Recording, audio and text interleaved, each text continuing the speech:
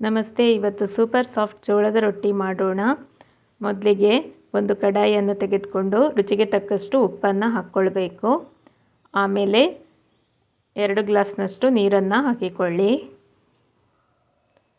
ಈ ಜೋಳದ ರೊಟ್ಟಿಗೆ ಬಿಸಿನೀರಲ್ಲಿ ಕಲಸಿಕೊಳ್ಳೋದು, ನೀರು ಬಿಸಿಯಾಗಲಿಕ್ಕೆ ಇಡಬೇಕು. ಈ ರೊಟ್ಟಿ ತುಂಬ ಸಾಫ್ಟಾಗಿ ಬರ್ತದೆ.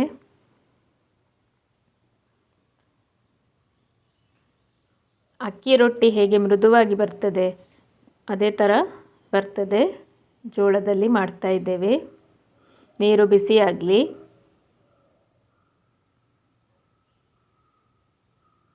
ಇಲ್ಲಿ ನಾವು ಉಂಡೆಗಳನ್ನು ಮಾಡಿ ಮತ್ತೆ ಅದನ್ನು ಪ್ರೆಸ್ ಮಾಡಿ ಬೇಯಿಸ್ಕೊಳ್ಳೋದು. ಹಾಗಾಗಿ ಯಾರು ಮೊದಲ ಬಾರಿಗೆ ಮಾಡ್ತಾ ಇದ್ದೀರಾ ಅವರು ಕೂಡ ಸುಲಭವಾಗಿ ಮಾಡಿಕೊಳ್ಬಹುದು. ಉಪ್ಪು ಕರಗಲಿ.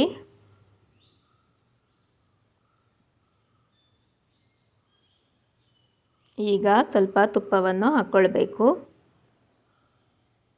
ನಾವು ಇಲ್ಲಿ 1 ಟೇಬಲ್ ಸ್ಪೂನ್ನಷ್ಟು ತುಪ್ಪವನ್ನು ಹಾಕ್ಕೊಳ್ತಾ ಇದ್ದೇವೆ.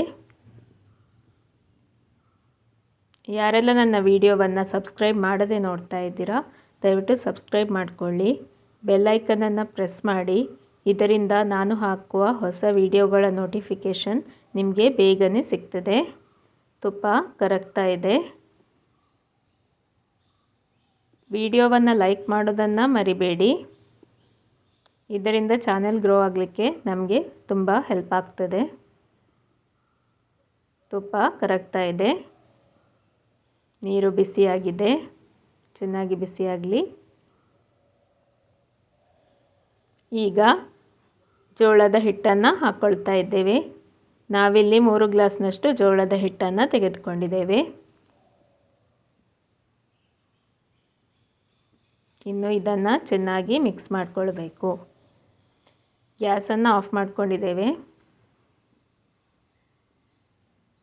ನೀಟಾಗಿ ಮಿಕ್ಸ್ ಮಾಡಿಕೊಳ್ಬೇಕು.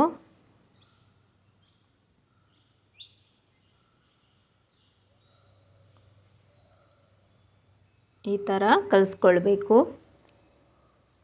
ಈ ಜೋಳದ ಹಿಟ್ಟು ನೀವು ಕಲಿಸುವಾಗ ಸ್ವಲ್ಪ ಮೆತ್ತಗಿರುತ್ತೆ. ಹೊತ್ತು ಕಳೆದ ಹಾಗೆ ಗಟ್ಟಿಯಾಗುತ್ತೆ. ಗಟ್ಟಿ ಅಂತ ಅನಿಸಿದರೆ ಸ್ವಲ್ಪ ನೀರು ಸೇರಿಸ್ಕೊಳ್ಳಿ. ಈ ಥರ ಚೆನ್ನಾಗಿ ನಾದ್ಕೊಳ್ಬೇಕು. ಹಿಟ್ಟು ತುಂಬ ಬಿಸಿ ಅಂತ ಅನಿಸಿದರೆ ಒಂದು 5 ನಿಮಿಷ ಬಿಟ್ಬಿಟ್ಟು ಮಾಡಿಕೊಳ್ಬಹುದು.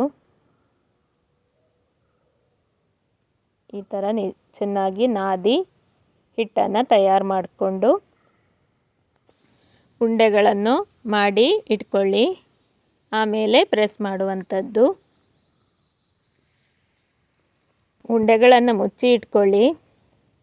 ಈಗ ಒಂದು ಉಂಡೆಯನ್ನು ತೆಗೆದುಕೊಂಡು ಪ್ರೆಸ್ ಮಾಡ್ತಾ ಇದ್ದೇವೆ.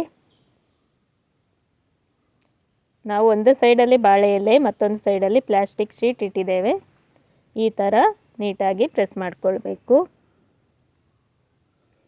ಈ ರೊಟ್ಟಿಯನ್ನು ಪ್ರೆಸ್ ಮಾಡಿದ ತಕ್ಷಣವೇ ಬೇಯಿಸ್ಕೊಳ್ಬೇಕು. ಹೆಚ್ಚು ಹೊತ್ತು ಹಾಗೆ ಗಾಳಿಗೆ ಇಡಬಾರ್ದು.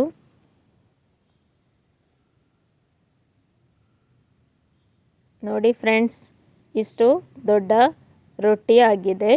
ಇನ್ನು ಇದನ್ನು ಕಾದ ತವಾದ ಮೇಲೆ ಹಾಕ್ಕೊಂಡಿದ್ದೇವೆ.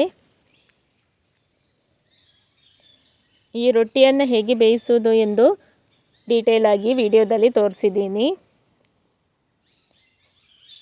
ಈ ರೊಟ್ಟಿಯನ್ನು ಕಾದ ತವಾದ ಮೇಲೆ ಹಾಕಿ ಹೆಚ್ಚು ಹೊತ್ತು ಇಡಬೇಡಿ. ತಕ್ಷಣವೇ ತಿರುವಿ ಹಾಕಿ. 1 ನಿಮಿಷ ಆದ ಕೂಡಲೇ ಅದನ್ನು ತಿರುವಿ ಹಾಕಬೇಕು. ಆಮೇಲೆ ಪುನಃ ಇದನ್ನು ತಿರುವಿ ಹಾಕಬೇಕು. ಆವಾಗ ಬಾಳೆ ಎಲೆ ತೆಗಿಲಿಕ್ಕೆ ಸುಲಭ ಆಗ್ತದೆ. ನೋಡಿ ಎಷ್ಟು ನೀಟಾಗಿ ಬಾಳೆ ಎಲೆ ಎದ್ದು ಬರ್ತದೆ ಅಂತ. ಅಂಟಿಕೊಳ್ತದೆ, ರೊಟ್ಟಿ ಕಟ್ಟಾಗ್ತದೆ ಎನ್ನುವ ಭಯ ಬೇಡ.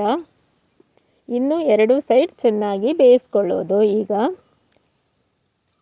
ಒಳ್ಳೆ ಮೃದುವಾಗಿ ರೊಟ್ಟಿ ಆಗ್ತದೆ. ಅಕ್ಕಿ ರೊಟ್ಟಿ ಹೇಗೆ ಸಾಫ್ಟಾಗಿ ಬರ್ತದೆ ಅದೇ ಥರ ಈ ಜೋಳದ ರೊಟ್ಟಿನೂ ಸಾಫ್ಟಾಗಿ ಬರ್ತದೆ. ಲಟ್ಟಿಸುವ ಕೆಲಸ ಇಲ್ಲ. ನೀವು ಮಾಡಿ ನೋಡಿ ಹೇಗೆ ಬಂದಿದೆ ಎಂದು ಕಮೆಂಟ್ ಮೂಲಕ ತಿಳಿಸಿ. ನಾನು ಹಾಕಿದ ರಾಗಿ ರೊಟ್ಟಿ ರೆಸಿಪಿಯನ್ನು ತುಂಬ ಜನ ಮೆಚ್ಚಿಕೊಂಡಿದ್ದೀರಾ. ಸಬ್ಸ್ಕ್ರೈಬರ್ಸು ಆಗಿದ್ದಾರೆ, ಕೆಲವರು ಕಮೆಂಟ್ ಮೂಲಕವೂ ತಿಳಿಸಿದ್ದಾರೆ. ನೀವು ಈ ರೆಸಿಪಿಯನ್ನು ತಪ್ಪದೇ ಮಾಡಿ ನೋಡಿ ಹೇಗೆ ಬಂದಿದೆ ಎಂದು ಕಮೆಂಟ್ ಮೂಲಕ ತಿಳಿಸಿ. ಹೀಗೆ ಸಪೋರ್ಟ್ ಮಾಡ್ತಾನೇ ಇರಿ. ನಿಮಗೆ ಯಾವ ಥರದ ವೆಜ್ ರೆಸಿಪಿಗಳು ಬೇಕು ಎಂದು ಕಮೆಂಟ್ ಮೂಲಕ ತಿಳಿಸಿ. ನೀವು ಜೋಳದ ರೊಟ್ಟಿಯನ್ನು ಯಾವ ವಿಧಾನದಲ್ಲಿ ಮಾಡ್ತೀರಾ ಅಂತ ಕಮೆಂಟ್ ಮಾಡಿ. ನಿಮಗೆ ಈ ವಿಡಿಯೋ ಇಷ್ಟವಾಗಿದೆ ಎಂದು ಭಾವಿಸ್ತೇನೆ. ನನ್ನ ಚಾನೆಲನ್ನು ಲೈಕ್, ಶೇರ್, ಸಬ್ಸ್ಕ್ರೈಬ್ ಮಾಡಿ. ಧನ್ಯವಾದಗಳು ಮತ್ತು ಎಲ್ಲರಿಗೂ ಶುಭ ದಿನ.